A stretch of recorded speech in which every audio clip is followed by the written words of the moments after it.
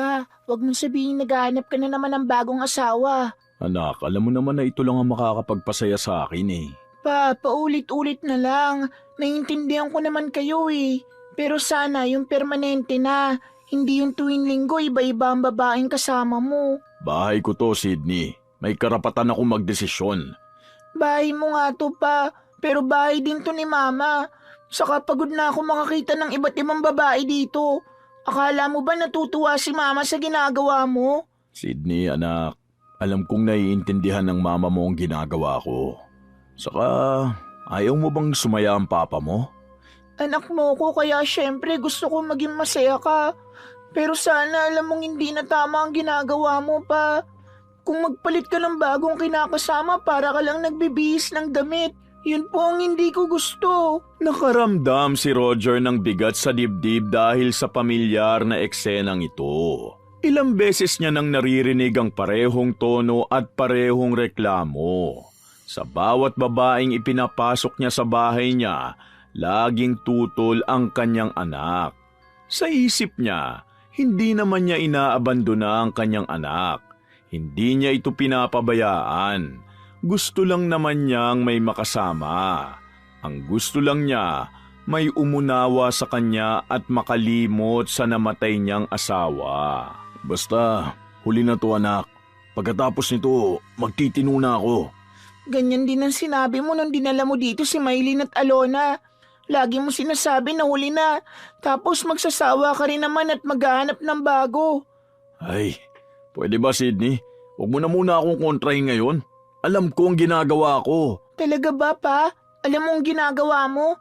Sana alam mo rin ang mali mo. Sydney, wag mo nga akong kausapin na parang wala akong kwentang ama. Hindi sa ganun pa. Pero nasasaktan ako kasi iba ka na eh. Hindi na ikaw yung dati. Dahil lang sa mga babae mo, nasisigawan mo na ako. Oo, nasasaktan ka. Pero ako ba? May nagtanong ba kung anong nararamdaman ko? Ikaw naman kasi ang may kontrol eh. Kahit pa ilang beses kitang tutulan, wala pa rin kwenta. Napatingin si Roger sa babaeng tahimik na nakatayo sa likod niya. Si Odessa. Hawak nito ang maliit na maleta at parang handang umalis anumang oras. Hindi ito katulad ng ibang babae.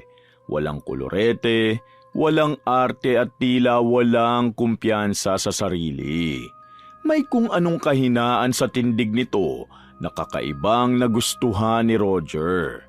Tahimik, masunurin, at tila hindi palaban. Roger, kung ayaw ng anak mo, pwede naman akong... Hindi, dito ka natitira, Odessa. Pa, matagal mo na ba siyang kilala? 3 araw pa lang ang lumipas mula nung umalis si Maylin dito sa bahay natin ah. Hindi naman basehan kung gaano katagal ko na siyang nakilala, Sydney. Basta mahalaga, gusto ko siya at gusto niya rin ako. Hindi sapat na gusto mo lang siya kaya papapasukin mo na siya sa buhay natin pa. Alam mo, Sydney, hindi mo kailangan pakialaman ng relasyon ko sa ibang babae. Anak lang kita kaya pwede ba hayaan mo na ako? Sige, kung yan ang gusto mo hahayaan kita. Pero hindi mo ako mapipilit na tumanggap ng iba't ibang babae mo. Hindi kita pipilitin na tanggapin siya, Sydney. Ramdam ni Roger ang pagkairita. Sa isip niya, sobra na ang pagiging mapanghimasok ng anak.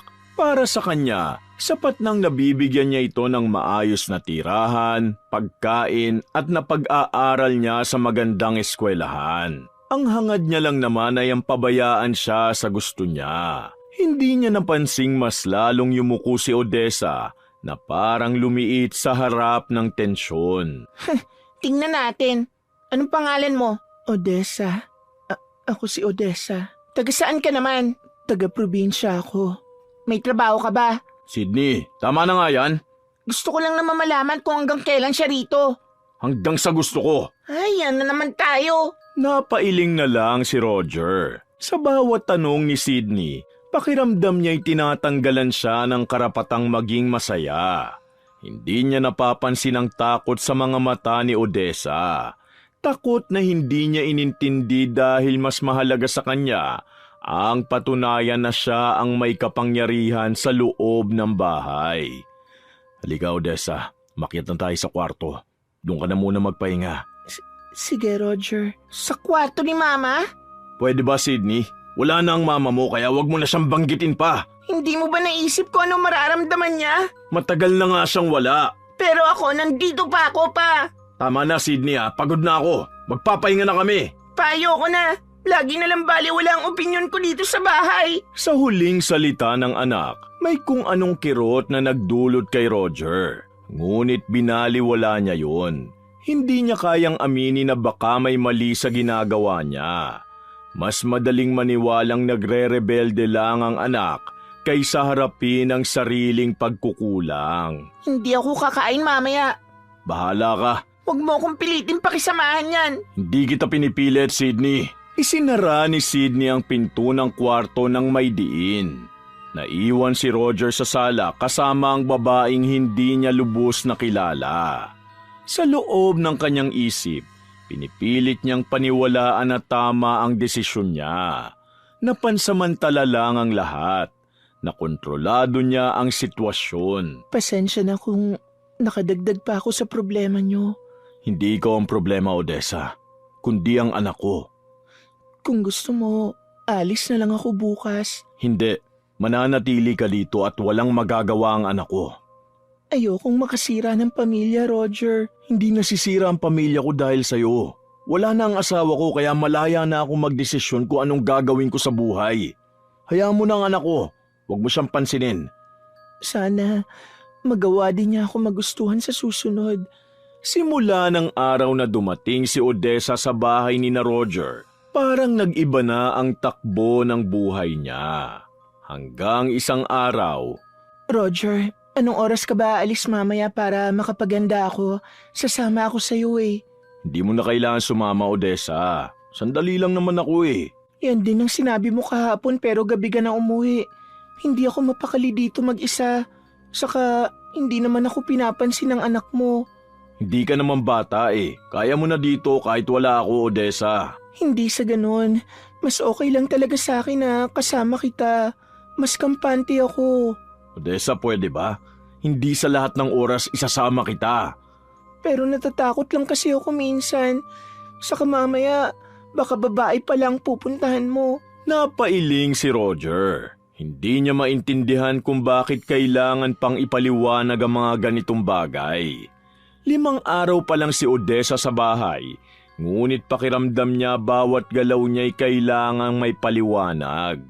Nung una ayos lang, subalit ngayon, tila bawat lakad niya ay may kasunod na tanong at pag-iimbestiga.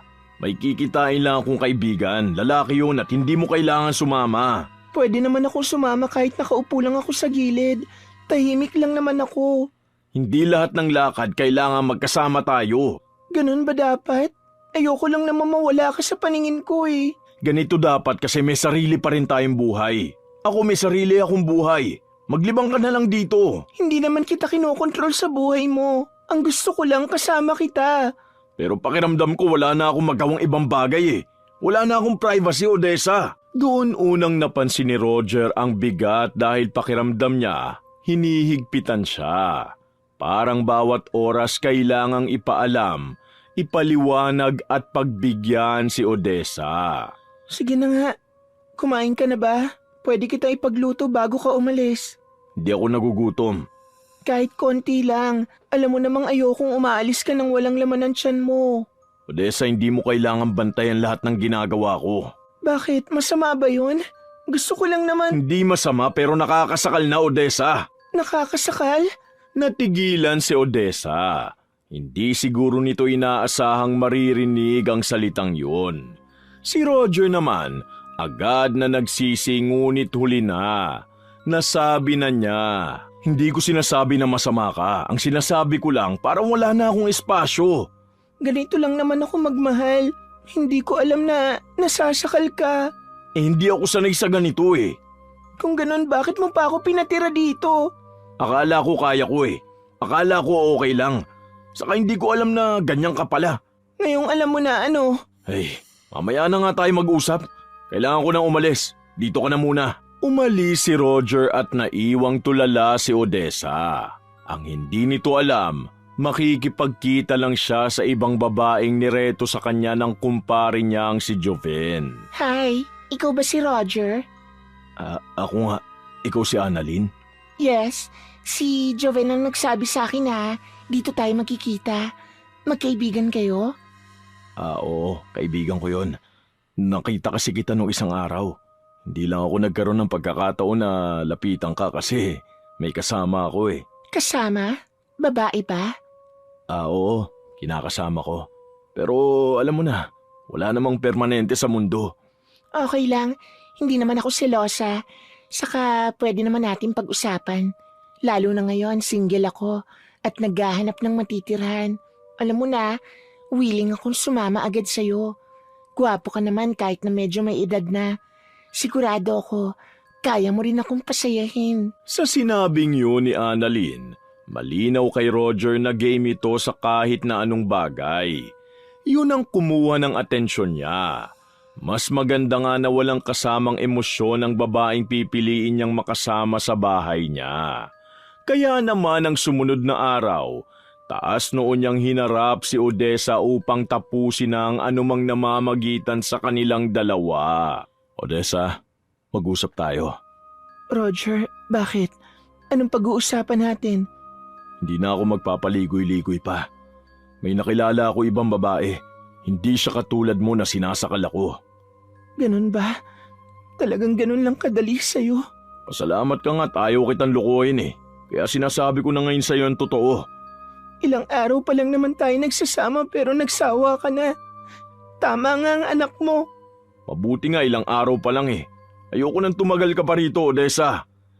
Kung ganon, gusto mo na akong paalisin? Oo, hindi pa ba malinaw sa'yo? Sige, mag-iimpake na ako. May pupuntahan ka naman ba? Uuwi na lang ako sa amin. Sandali, Odessa. Hindi kita pinapaalis dahil may mali ka. Talagang ayoko lang na... Alam ko na. Hayaan mo na. Pasensya na talaga. Ayos lang. Babalik din ang lahat. Ano? Wala. Mas masakit ang pagiging mahinahon ni Odessa kaysa kung nagalit sana ito. Ngunit hindi na yun inisip pa ni Roger. Basta ang mahalaga sa kanya, may bago na naman siyang makakasama na hindi tulad nito. Nang araw na yun, walang lingon na umalis si Odessa kaya masaya ring lumipat si Annalyn sa bahay ni Roger. Sa pagkakataong yun, hindi na nakialam pa si Sydney sa kanya. Malaki pa rin ang tampo nito at umiiwas na makausap si Roger. Lumipas ang 3 araw, naging maganda naman ang pagsasama ni na Roger at Annalyn. Hanggang sa isang araw, Roger, tumigil ka nga muna dyan. Hindi mo ba talaga naririnig? Ang lakas-lakas na. Parang may nasa loob ng tenga ko. Kanina pa to, simula pagising ko. Hindi na tumigil kahit anong gawin ko. ano bang sinasabi mo? Tahimik naman dito ah. Baka kung ano lang yan. Puyat ka kasi kagabi. Simula nung lumipat ka rito, puyat ka na lang palagi. Hindi to sa puyat lang. Iba to. Parang may gumagalaw talaga sa loob ng tenga ko. Parang may lumilipad. Tapos bigla na lang susundot. Roger, hindi ako nag-iinarte. Hindi ko naman sinabi yun ah. Ang sinasabi ko lang, baka guni-guni mo lang yan. Minsan kasi kapag napaparanoid. Roger, wag mo nga akong gawin baliw. Hindi ganito ang guni-guni. Ramdam ko to. Hindi lang naman tunog kasi parang makati na mahapdi ang loob. Hindi ko talaga maintindihan kung ano to. Nainis si Roger. Ngunit mas nangibabaw ang pagod. Gusto niyang maniwala na simpleng stress lang ito. Ayaw niyang pansinin ang isang bagay na hindi niya kayang kontrolin. At saka hindi lang yon. Tingnan mo ang balat ko. Kita mo ba? Kanina wala to. Ngayon parang may pantal-pantal na tapos ang kate. Kapag ginakamot ko, mas lalo lang kumakalat. Baka sa sabon o kaya pagkain. Baka may nakain ka na hindi hiyang sayo. Roger, buong katawan to. Hindi lang sa braso, hindi lang sa binti. Maging sa likod ko at sa tiyan ko. Hindi na normal to. Mamaya mawawala rin yan. Lagi ka kasing nag-overthink eh. Baka allergy lang yan. Hindi ako nag-overthink. Natatakot na ako. Hindi ako ganito dati. Simula nung lumipat ako rito, tsaka lang to nangyari sa akin. Eh anong gusto mong palabasin? Hindi ko alam. Pero parang may mali sa bahay na to. Biglang may gumapang nakati sa leeg ni Roger. Napahawak siya ron ng hindi niya namamalayan. Sobrang kati na halos ikaigtad ng buong katawan niya. Sandali, Parang may kumakati sa leeg ko. Kumakati rin? Oo, pero maliit lang to. Parang kagat lang ng lamok. Sigurado ka? Kasi ganyan din nagumpisa yung sa akin kanina. Konting kati lang tapos biglang... Huwag mo nang palakihin. Kakamutin ko lang to. Wag! Baka mamaya magaya sa akin at dumami pag kinamot mo. Hayaan mo na. Hindi ko talaga mapigilan eh. Ang kati talaga. Roger, dumudugo na ang leeg mo. Hindi na niya napigilan. Kinamot niya ng kinamot ang leeg. Paulit-ulit na parang may hinahabol na hindi niya makita. Nang huminto siya, basa na ang kamay niya ng mainit at malagkit na likido. Wisit! Ano nangyari? Hala Roger, dumudugo na sa kakakamot mo. Hindi naman dapat ganito to eh. Saka bakit parang ang lambot lang ng balat ko? Konting kamot lang nasusugatan na. Teka, sa'yo ba galing ang amoy na yon? Ang baho. Anong amoy? Hindi ako mabaho ah. Parang bulok na laman. Nakakasuka ang amoy. Parang sa akin nga nang gagaling. Dito sa leg ko na Makati. Nasusuka ako sa amoy. Yak! Nagalit si Roger. Ngunit sa loob-loob niya, may malamig na takot na gumapang. Hindi siya sanay na mawala ng kontrol sa sariling katawan. Ayan na naman, sobrang kati. Ang sarap talagang kamutin. Roger, tigilan mo na ang pagkakamot ng ganyan. Teka, bakit may... May ano? Titignan ko nga sa salamin. Sobrang kati talaga eh. Ang sarap lagyan ng sili. Roger, huwag kang tumingin sa salamin. Bakit? Kasi may mga langaw. Langaw? Saan? Sa sugat mo. Lumaki na eh. Saka may mga langaw na lumalabas. Lumapit si Roger sa salamin. Nang makita niya ang leeg niya, nanlambot ang tuhod niya. Itim na ang gilid ng sugat at namamaga. Basa yun at sa ibabaw nito, nagkukumpulan ng malalaking itim na patay na langaw. Lintik, ano nangyayari sa akin? Roger, may langaw na naman. Naririnig ko. Ang lakas-lakas, hindi tumitigil kahit takpan ko ang tenga ko. Wala akong naririnig, Annalyn. Saka kung may langaw man, nandito yung sa leg ko. Pero paano to nagkaroon ng langaw? Malinis to kanina. Kasi sa loob to. Sa loob ng ulo ko. Parang binubutas ang tenga ko. Tumigil ka nga. Mas lalo lang ako kinakabahan eh. Ang ingay mo. Samantalang mas nakakatakot pa tong sa akin. Eh paano naman ako? Buong katawan ko nangangati. Parang may gumagapang sa ilalim ng balat ko. Doon unang umamin sa sarili si Roger na natatakot na siya. Hindi ito normal. Hindi ito simpleng sakit at ayaw niya nang maghintay. Pagbibihis na ako. Pupunta na tayo sa doktor ngayon na. Oo, gusto ko na umalis dito. Ayoko na sa bahay na to. Hindi ko na kaya to. Hindi ko alam kung ano nangyayari sa akin. Bigla na lang nagkaganito. Roger, baka kung ano na to. Baka ikamatay natin to. Huwag mo nga sabihin yan. Dinadagdagan mo lang ang takot ko eh. Magbihis ka na. Lalabas lang ako saglit pagkatapos pupunta na tayo sa doktor. Paglabas niya ng kwarto, nadatnan niya si Sydney sa sala. Nakaupo lang at nakatingin sa kanyang anak. Huwag kang pupunta sa doktor pa. Anong ibig mo sabihin? Narinig ko ang pinag-usapan niyo ni Annalyn. Kahit pumunta ka ron, alam kong wala silang makikita. Anak, seryoso to. Itong biglang sugat sa leeg ko. Hindi ko alam kung paano to nangyari. Ngayon ko lang kinamo tapos dumugo na at bigla nang itim. Tapos ngayon, may mga patay na langaw na sa paligid ng sugat. Kung naaamoy mo, sobrang baho. Hindi ko alam kung saan at paano to nakuha.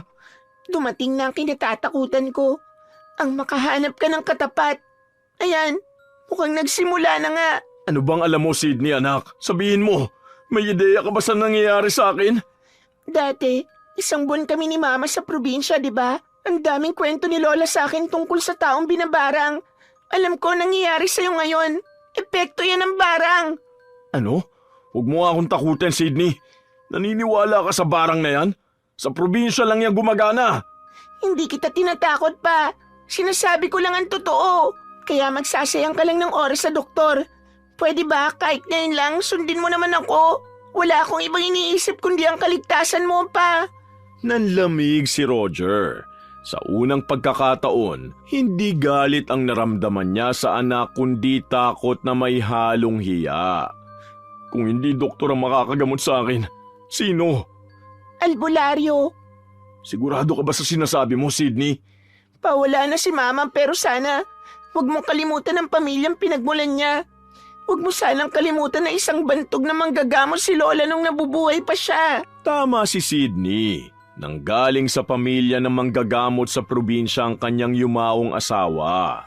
Wala namang masama kung maniwala siya, kaya nagpasya siyang bumiyahe sa probinsya ng asawa kasama ang kanyang anak at si Annalyn. Habang nasa biyahe, Sydney, bilisan mo pa, hindi ko na kaya to. Pakiramdam ko sinusunog ang leg ko tapos sabay ang kate. Parang may gumagalaw sa loob ng sugat ko eh. Kakailangan ko magdahan-dahan lang. Madulas ang kalsada. Konting tiis na lang, malapit na tayo. Roger, ang tenga ko dumudugo na. Ang sakit. Parang pumuputok na ang ulo ko. Shit! Annalyn, humawa ka muna. Huwag kang gagalaw masyado. Umaalog yung sasakyan eh. Paano ko hindi gagalaw ay parang may kumakagat sa loob ng tenga ko? Ang sakit-sakit na. Ay ko, Diyos ko. Huwag kayong gagalaw pareho. Konting tiis na lang. Sydney, hindi mo naiintindihan. Parang lalong lumalaki itong sugat ko habang tumatagal. Ramdam ni Roger ang paghapdi ng sugat sa leeg. Parang inahatak ang balat niya palabas. Kapag kinakamot niya, mas masakit. Kung hindi naman, mas makati. Hindi niya na alam kung ano ang pipiliin. Roger, may tumutulo ng dugo sa tenga ko. Patingin nga! Dugo nga yan, Annalyn! Sabi ko sa iyo hindi to normal. Ang sakit, parang may buhay sa loob. Tulungan mo akong tanggalin to, Roger. Huwag ka nga sumigaw! Mas lalo sumasakit ang ulo ko eh! Paano ko tatahimik parang sasabog na ang ulo ko? Pwede ba wag muna kayo maingay? Naririndi na ako Tiisin niyo na muna. Roger, silipin mo nga ang loob ng tenga ko. Sige, halika at sisilipin ko. Nang silipin ni Roger ang loob ng tenga ni Annalyn gamit ang flashlight ng cellphone, napaatras siya sa nakita. Diyos ko! Ano? Ano ang nakita mo? Huwag kang gagalaw! Roger, sabihin mo anong nasa loob. Maraming langaw. Ang dami. Nasa loob sila ng tenga mo, Annalyn. Alisin mo sila. Hindi ko maabot. Ang lalim eh. Mamamatay ako. Sigurado ako mamamatay na ako. Tama na nga, tumahimik ka. Sydney, malapit na ba tayo? Sumabay ang sigaw ni Annalyn sa sakit na nararamdaman ni Roger. Pakiramdam niya, humihiwalay na ang balat niya sa leeg. Basa ng likod ng upuan sa dugo at nana. Maya-maya pa, pakiramdam niya'y nauubusan na siya ng lakas. Sydney anak, kung may kasalanan man ako, patawad. Baka hindi ko nakayanin to sakit. Ang dami ng dugo na nawawala sa akin. Pa, huwag kayo magsalita ng ganyan. Malapit na tayo. Hindi ko na alam kung kakayanin ko pa to. Sobrang sakit. Parang nahihirapan na rin ako huminga. Ayoko na rito. Ibaba niyo na lang ako. Hindi pwede. Mas delikado kung bababa ka rito. Mamamatay rin naman ako Ayoko na marinig itong mga pesting mga langaw na to sa loob ng tenga ko. Nakakarindi sila.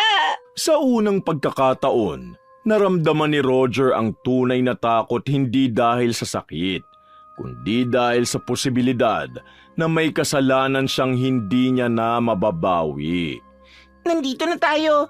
Konting lakad lang at mararating natin ang bahay ni Tata Melo. Malayo ba anak? Hindi na ako makalakad. Nahihilo ko. Halos wala na ako iba marinig kundi ang huni ng mga langaw sa tenga ko. Tiisin niyo at malapit na. Sydney, parang gumagalaw na naman to sa leg ko. Huwag mo munang hawakan pa. Hayaan mo lang. Mas lalong lalaki yan kapag hinawakan mo Ang dami ng itim na dugo sa damit mo pa. Para na ako mababaliw, Roger. Hindi na pinansin pa ni Roger ang daing na yun ni Annalyn dahil maging siya, wala na ring lakas para magreklamo pa. Ilang minuto pa silang naglakad, narating na rin nila ang bahay ni Tata Melo. Kanina ko pa kayo inihintay. Ano? Paano niyo po nalaman? Naririnig ng lupa ang mga sigaw ng taong may dalang sumpa. Tata Melo, di po ba kaibigan kayo ni Lola? Oh, at kilala ko rin ang mama mo. Tulungan niyo kami. Ang sakit-sakit na. Handa ako magbayad kahit mahal basta matigil lang to. Mupo kayo at huwag masyado mag-iingay. Tata, may paraan pa ba para gumaling to? Ang sabi ng anak ko may dala daw tong sumpa, kaya dito kami dumiretso. Kung handa kang harapin ang dahilan ay matatapos ito. Alam niyo po ba kung sinong gumawa nito sa akin? Oh, hindi mo ba alam? Hindi ko alam. Kung alam ko lang, Tata, ang tenga ko dumudugo na. Peste mga langaw to, parang balak nilang manirahan sa loob ng tenga ko. Ikaw babae, hindi ka na dapat madadamay dito kung mas pinili mong maging disenteng tao. Ano? Sinasabi mo bang hindi ako disenteng babae? Oh, hindi ka naman madadamay sa galit ng may gawa nito kung isa kang matinong babae. Pero dahil isa kang babaeng handang agawin ng lahat alang-alang sa pera, kaya ka nagdurusa ngayon. nadamay? Kung ganun, ako talagang... Oh, ikaw nga. Ikaw ang dahilan kung bakit nangyayari ito sa'yo. Sino may gawa nito? Ang gumawa nito, isang babaeng tahimik, inosente, at nagmahal lang naman ang tapat pero sinaktan mo siya. Hindi. Alam ko ang pangalan niya. Nababasa ko sa pamamagitan ng isip ko. Ang pangalan niya ay Odessa. Hindi pwede. Hindi naman siya nagalit sa akin nung pinaalis ko siya. Tahimik lang siya nung umalis siya ng bahay ko. Ang taong tahimik ang pinakamapanganib sa lahat. Tama nga ang hinala ko. Hindi ko akalain na... Hindi galit ang nagpabarang sa'yo kundi sakit. Nagawa niya ito dahil sa sakit na naramdaman niya. May magagawa pa ba ako, Tata? Paano ko ito matitigil? May magagawa ka pero hindi madali. Ano po? Sabihin niyo na magagawa namin. Sana pala hindi na ako pumatol pa sa'yo, Roger. Nagkandaleche-leche na tuloy ang katawan ko. Hindi gamot ang kailangan mo, Roger. Kung hindi, ano yun? Kapatawaran! Nanahimik si Roger. Sa isip niya, bumalik ang imahe ni Odessa. Ang tahimik na pag-alis nito na walang kahit na anong reklamo at walang panunumbat. Kailangan ko siyang hanapin. Oh, kailangan mo siyang hanapin at kailangan mo ring humingi ng tawad. Kung ano man ang kanyang magiging pasya, yun ang makapagsasabi kung gagaling ka pa ba o hindi na. Pa, Gagawin ko kahit ano. Alam ko nagkamali ako kaya siguro nararapat lang na humingi ako ng tawad kay Odessa. ako? Paano naman ako? Kailangan ko rin ba humingi ng tawad?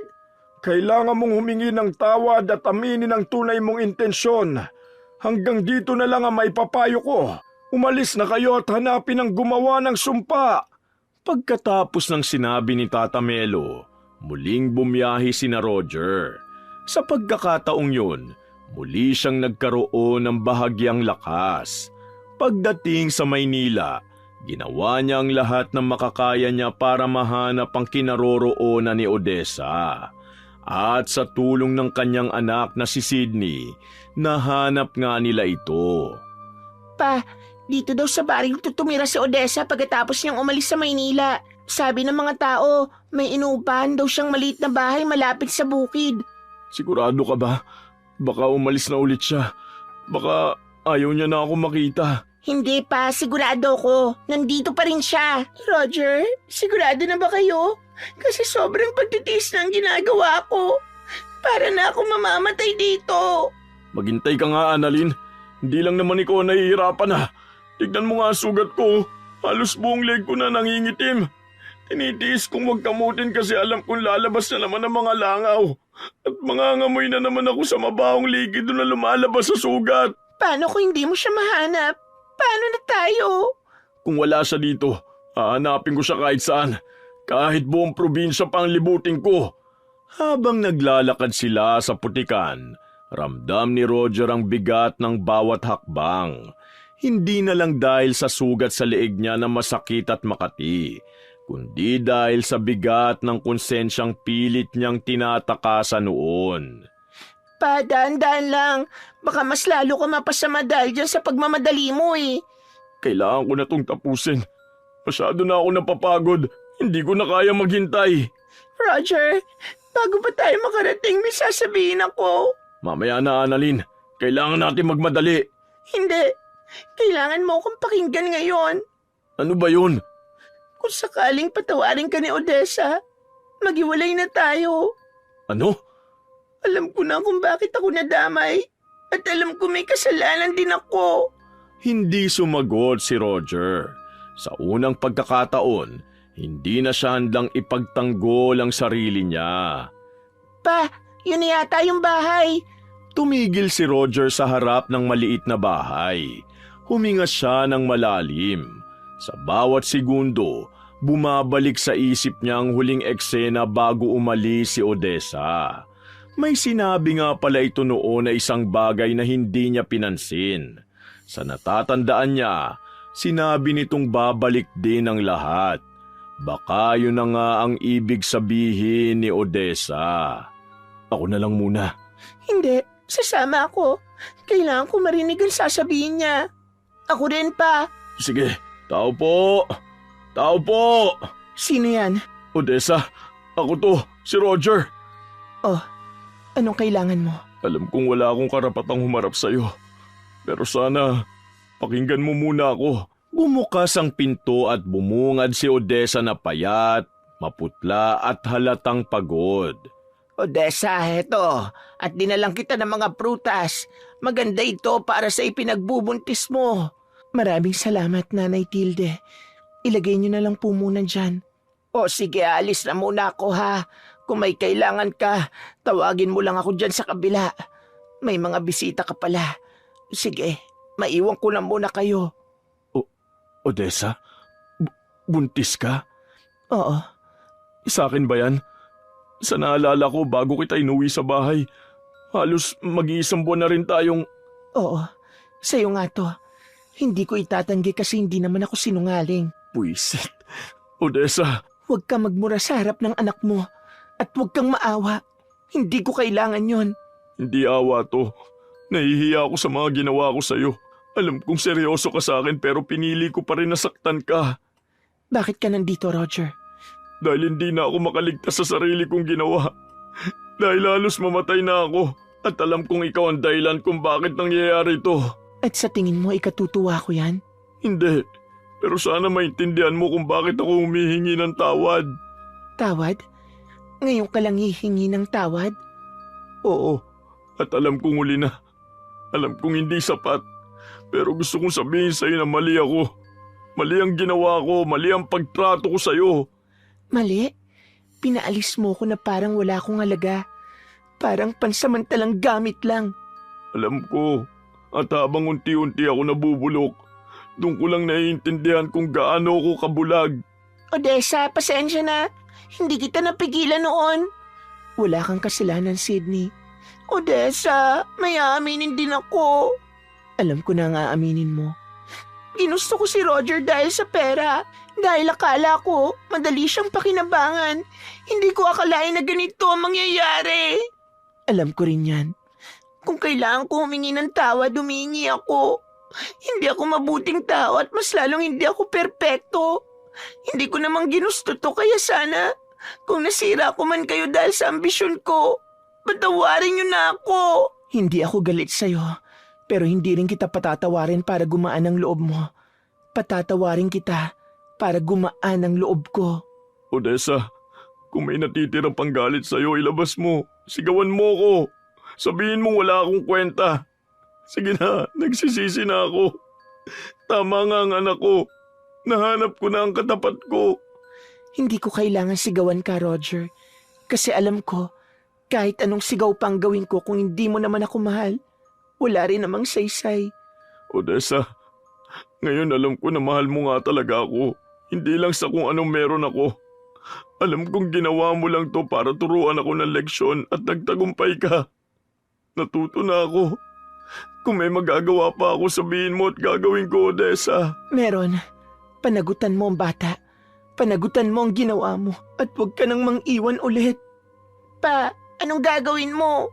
Kung papayag ka, Odessa, gusto kong bumalik sa umpisa. Hindi bilang lalaki na naghahanap ng kapalit, kundi bilang ama at taong marunong humingi ng tawad. Hindi madaling magtiwala ulit. Alam kong hindi madali. Hihilingin ko lang na bigyan mo ko ng pagkakataon, Odessa. Hindi ako may gawa ng barang kung yan ang iniisip nyo. Pero ako ang pinagmulan yan. Mga mambabarang ang pamilya ko. Sigurado ko na ang mga gabay kong ninuno ang siyang pinagmulan yan. Nakikita nila ang mga taong nangaargabyado sa akin. Wala na akong pakialam kung gumaling man ako.